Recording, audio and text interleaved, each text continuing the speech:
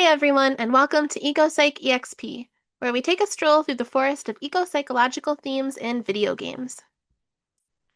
My name is Casey, and I'm a doctoral candidate at Veritas Graduate Institute. Thanks so much for joining me. My core message is that video games can and do foster empathy and combat apathy and doomism. I love video games, and I see them as a force for so much good, and I hope that this always comes through in my videos. Today I'm going to be sharing an interview with Ayael of Synstoria Studio about their new game, Imperial Grace. A demo is currently available on Steam. Imperial Grace is a narrative visual novel set in a medieval fantasy world, where players take on the role of Lydia, the newly crowned Empress of Calidya. The game blends political decision-making, romance, and court intrigue, asking players to navigate grief, power, loyalty, and leadership through meaningful choices with real consequences. I first asked, for folks meeting Synstoria for the first time, what's the heart of your studio? What stories, themes, or feelings do you keep finding yourselves drawn back to? And how did Imperial Grace become the project that best expresses that right now? It's a little cheesy, but the main theme that's very important to me is love. I see myself doing all sorts of games in all sorts of settings, but the common point between them all is the romance. I can't imagine a Synstoria game without a well-fleshed love story. For me, it's a very driving emotion. I also can't help myself to sprinkle a bit of feminism in all of my work. Sometimes it's very subtle, sometimes it's more prominent, like in Imperial Grace, but there is still a lot going on right now in the world, and making this game is also a catharsis for me. There is still a lot of discrimination going on, and I hope that while making interesting stories, I can also thrive to defend more equality and respect for women, but also for other marginalized groups, even if I touch those subjects with more caution, because it's easier to talk with relevance about things we experience firsthand. The last thing I want is to defend a cause and cause harm because I did it clumsily. Imperial Grace was the best project because the ruler setting and the meaningful choices allowed me to talk about a lot of politics, while the medieval setting gives a healthy distance. Lord, what hast thou done? That a pink pony made, thou shouldst be a nun. I think fantasy worlds are a very good medium to offer a distorting mirror that highlights what we want and allows people to think without feeling attacked. I also just love this kind of setting in general. The new Empress of Calidya is smart, ambitious, and under intense pressure from day one. What part of Lydia's life or burden felt most important for players to really feel through play, not just be told? I think the fact that there are so many choices through the game, and they all have legitimate consequences, help the player to be in Lydia's shoes. Because ultimately, her decisions are theirs. It's entirely up to them to be a ruthless, pragmatic leader, or to be a more cunning and manipulative empress. While I love self-insert type of MCs, I think a lot of people underestimate players' ability to feel empathy and connection toward a more fleshed-out character, as long as they are coherent. Lydia is navigating grief, sexism, suspicion, and a kingdom in constant motion. How did you balance her vulnerability with her authority, so she never feels like just a symbol, but a real woman making impossible calls? The narration is really important in this endeavor. While we can make ruthless choices, I have decided to not make evil ones, so Lydia always has some level of empathy for the people who have to suffer from her decisions. The romance also helps to balance out the political story, offering a more intimate perspective on how our choices can affect others and how she is still a flawed human navigating difficult times. Each love interest feels like a different philosophy of power and intimacy. When you were shaping Alexander, Asha, and Theodore, what emotional or leadership questions did you want each route to explore? While they are all very different, they in fact explore the same themes but with different flavor and angles, but I don't want to talk too much about it to not spoil the game. The court is a living ecosystem of loyalties, grudges, and fragile alliances. How did you design the social web so that relationships feel consequential, like a ripple effect, rather than a simple approval meter? On top of the approval meter, which would be the noble love thing, a lot of actual decisions are tracked, and I have a spreadsheet of every noble that can love or hate the MC, so some choices can come back to haunt you later. It's a lot of work, but the fact I tried my best to reuse the NPCs and to create connections between them really gives a real feeling, even if you don't remember every petition you make.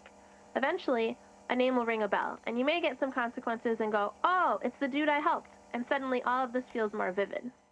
The petition system is a way to ground politics in everyday lives. How did you choose dilemmas that feel morally thorny but fair? And how did you make sure the people of Calidya feel like human beings rather than just resource outcomes? I'm glad we got so many backers that picked the Create a Petition reward, because it was very fun doing their petitions. They offer a vague idea, and we created the actual problem from there.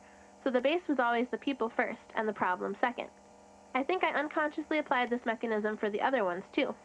The fact there is always written consequences and not just numbered gain or losses also help in this regard. Sure, you gain or lose resources and affection, but you can also see how it affected the people involved, and sometimes it's all you get and it comes back to hurt you later. I think it contributes greatly, making it feel like you affect people more than just plain resource outcomes.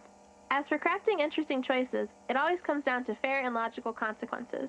Most of the time there is no better option, so everybody has to apply their own moral compass or roleplay choices to advance the story, but all the options are equally legitimate. When I see players genuinely debating on what is the best choice, it's a win for me, because it means I succeeded in creating an interesting choice where all options are valid. Calidya clearly has a rich history and unique geography.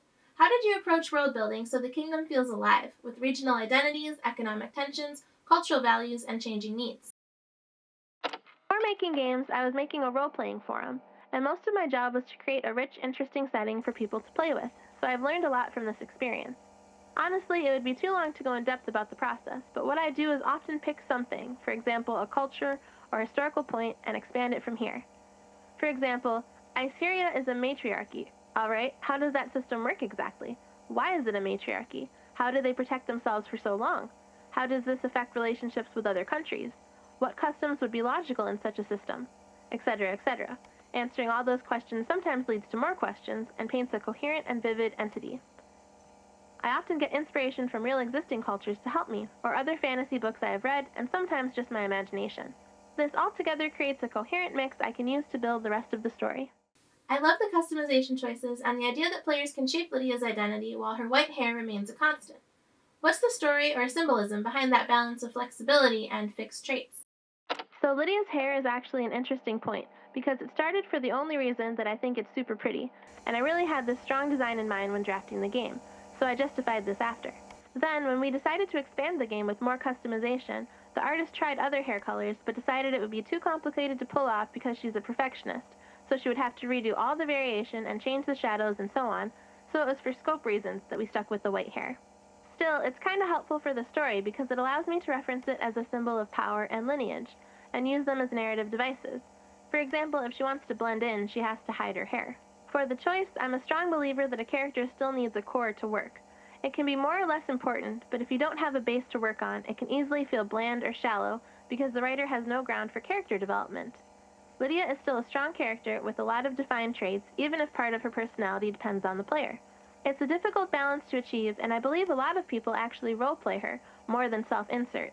Fortunately, they like her ambitious, cunning personality, so they still play along. Even without self-inserting, playing doll with all her gorgeous outfits is still very enjoyable in my opinion.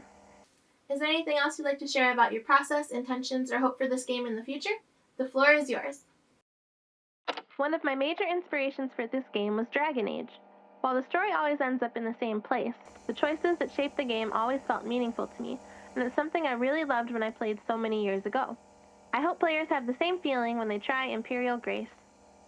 I'd like to extend a heartfelt thank you to Ayael and Synstoria Studio for taking the time to participate in this interview. Imperial Grace is thoughtful, emotionally rich, and clearly made with a lot of care. Again, Imperial Grace is currently available on Steam in a demo form, so definitely check it out and show your support by wishlisting if it resonates with you. The full planned release is sometime this year, so definitely keep your eyes peeled.